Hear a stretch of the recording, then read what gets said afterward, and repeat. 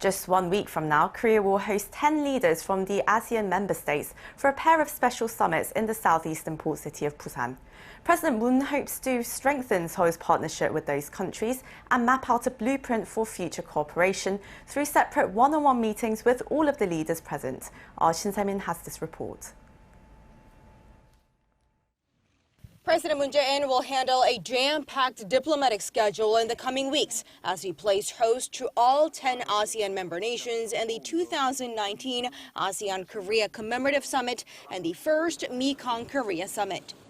South Korea's presidential office announced Sunday that the president plans to sit down with the leaders of all 10 countries visiting Korea for these special summits before, during, and after the meetings set to take place in the country's port city of Busan for 3 days from November 25th. The top office added the summit will allow South Korea to engage in wide-ranging and in-depth discussions on ways to upgrade partnerships on trade, infrastructure, defense, and people-to-people exchanges.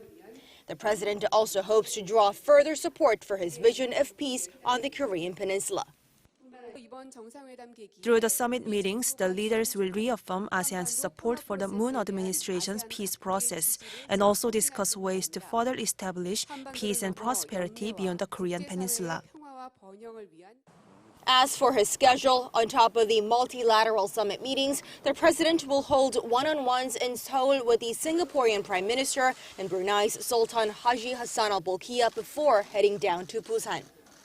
For his first 2 days in Busan, President Moon will also sit down with the leaders of Thailand, Indonesia, Cambodia, Philippines, Myanmar, and Laos.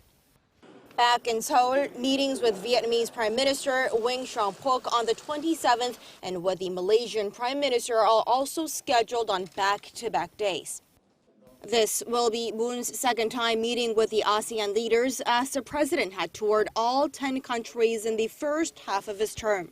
The presidential office sees the latest gathering as an opportunity to cement relations while mapping out a clear blueprint for future cooperation.